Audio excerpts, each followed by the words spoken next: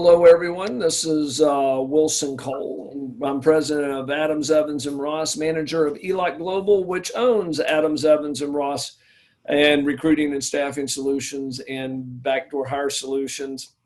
And I am here with my lovely daughter and our brand manager, Allie Cole. How are you doing, Allie? I'm well. How about yourself? Doing fine, doing fine. Today we're going to kind of talk about something that I know you spend a lot of time around here preaching, and that is about content and the right type of content. So instead of me explaining what you're going to talk about, why don't you give us a walkthrough with what you need to do and what you don't need to do whenever you're trying to improve your company's image and SEO. Okay, well, to start off, I feel like everybody hears all the time, if they do any research into marketing, it's content is king. You have to have content. You have to have content, which is so true. But I feel like a lot of people stop the narrative at, you need content, because it's very eye-catching, it's simple, and people go out and do it. But there's a bit of a catch where people just put content out there, but it doesn't really fit the narrative of their brand and their website. And what I mean by this is, if you own a collection agency and you focus on staffing and recruiting, you need to stick with those types of topics. It really would not make much sense if you put an article talking about how much you love Great Danes. That really wouldn't fit the narrative, and that tends to confuse or mess up how Google goes and searches your website. So again, it's not openly said how Google crawls websites. It's not common knowledge, but the main key thing is they want the user experience to be the best for the people searching. So if you are very consistent, your content's easy to find, that's going to help you. I'm currently working on a book right now that just goes through like different SEO strategies. And one of the examples they gave is, if the internet is a salad bar or a buffet and you are the salad bar, the last thing you want to do is hide the dressing for your salad over by the mashed potatoes and make the content really disorganized and hard to find. Okay. Well, that makes sense, because it makes it hard to find, and it actually can work against you. Occasionally you see a lot of these viral videos and things on those lines. And I saw one on LinkedIn that I thought was really, really, really good. And it was the one that actually I sent to you. And it was, the girl that fell asleep in the training session and everybody starts clapping and she wakes up clapping. Absolutely hysterical. We laughed, we shared it. But let me ask you this. Who was the company that I shared it from?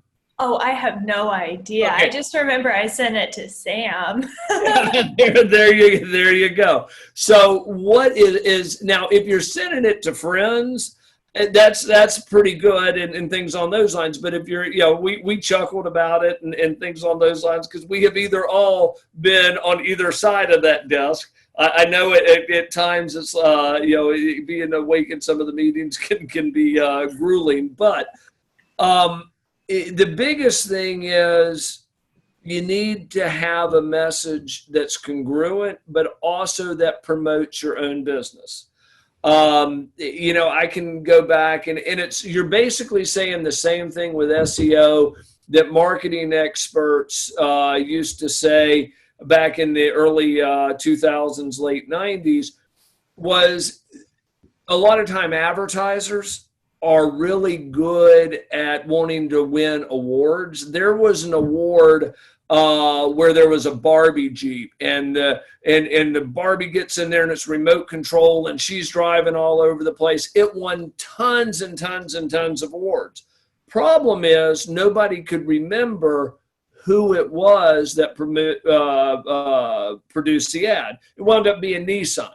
Here's the issue, and everybody can say, Wilson, you're a student of marketing, and so you're focused on that. I look at numbers, and whether it's with Adams, Evans, and Ross, whether it's with BDH or RSSM, are numbers going up or numbers coming down? Nissan had to cancel the ad campaign because their sales dropped by 3 or 4%. The same thing happened with Kmart. because they had that ad that I just shipped my pants. I just shipped my bed. I'm sure a lot of people remember it. Super funny. Oh gosh, was that 5 years ago? Something like that. And it was this phenomenal ad, but won a bunch of awards. We talked about it a lot in my marketing classes when I was going through school, because their numbers went down, even though they had this phenomenal ad, because their website wasn't user friendly. So people were like, heck yes, I want to ship my bed, but then they couldn't order it online, or Sure. it was very hard to order it online. So even though they got more traffic in, they didn't really have the website to back it up. And you got to be able to market and talk to your clients once they get there. So, that's one thing that you guys, in fact, we just in our other meeting that we had prior to this one, we have seen where our website traffic on the companies all the way across have increased by 10 times. And a lot of that is because of your group. Some of it's because of lead gen with the marketing outbound calls, but a lot of it is specifically practicing what we preach here. So in a nutshell, if you're going to put content, you might as well put content that is going to promote your business and people remember your business based on that content. The biggest thing that has always concerned me, and I'm going to, let me grab a picture because I want to kind of share this, something that we don't know. You'll see. I don't even know what he's about to grab. Allie's office is over by one of the Air Force bases. If you're familiar with Atlanta, she's not too far from Dobbins Air Force Base, which is also Lockheed, where they build I think it's is it the F-35 or is it the F-22? It's one of the jets. So occasionally, she's right over their flight path. And so occasionally, if you hear something that sounds like a jet engine outside of their window. It is. But one of the things that I've always worried, as we got off subject, one of the things I've always worried, at the end of the day, I'm a collection guy. And that's what I do. We help recruiters and staffing firms find funds, but also realize that we had to generate revenues and be able to sell our services. And one of the benefits of the magazine is it's put me in contact with some really neat people. And I'm going back, this is an oldie but goodie. I'm not sure if you can make out. That is, and almost always joke with Jay Abrahams that we're in Vegas and we'd had dinner, and so it almost looks like we were on a date in Paris. But Jay Abrahams, and if you're not familiar with who Jay Abraham is, he's a marketing genius, and if there's one guy that I can point to 20 years ago that got us on this path that we're on was Jay Abrahams marketing. And a lot of what you're saying now, Allie, is exactly what Jay was saying. It's a different medium but it was being congruent with your clients. And so, that is where they have needs and being there to help them with them. That's really the main part. 100%. It's just understanding how you can help them and really focusing on how it affects them, not the products that you're selling. Think about always stepping to the other side of the table. It's all about your client. One of the things a lot of people say, Wilson, all the free webinars that you do, most companies charge for that.